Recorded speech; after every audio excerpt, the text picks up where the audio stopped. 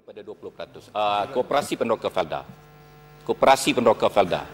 Baik, saya kembangkan jawapan saya sendiri sedikit. Yang dikatakan 15,000 durian runtuh tadi. Ia adalah pulang balik daripada penyerahan hak Koperasi Penroka Felda tadi.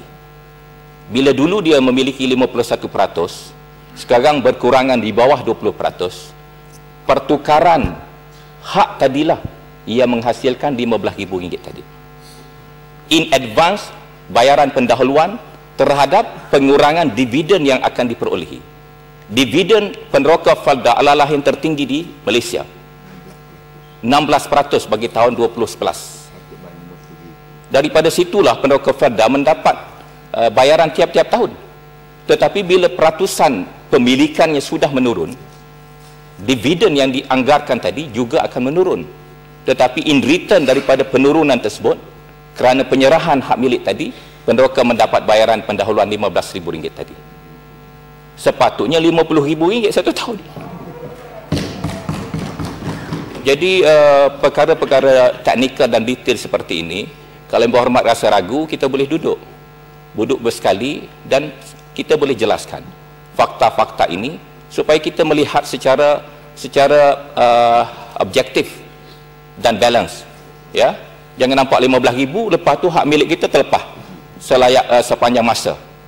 Dan kalau setengah orang kata dia masih lagi hak Melayu, saya telah bacakan tadi, dia sudah tidak lagi layak untuk duduk di bawah rizab tanah Melayu dengan pandangan daripada peguam-peguam FGV sendiri yang tercatat dalam buku ini. Dan kalau Penroka baca buku ini, ia bukan salah kerajaan negeri kerana menghasut Penroka, tetapi hanya kerana Penroka sebelum ini mungkin tak faham.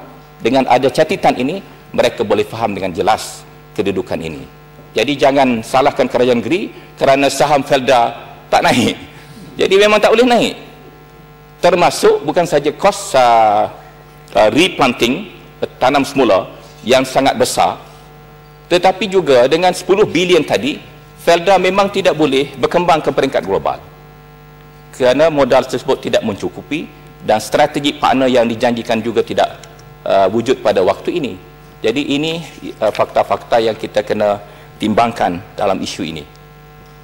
Jadi Yang Berhormat Paloh, Yang Berhormat Bukit Bunga, Yang Berhormat bos sendiri, Kok Lanas, saya dengan penuh hormat bersila untuk pergi ke pejabat PTG bagi kita menyelesaikan pertikaian ada hak milik ataupun tidak.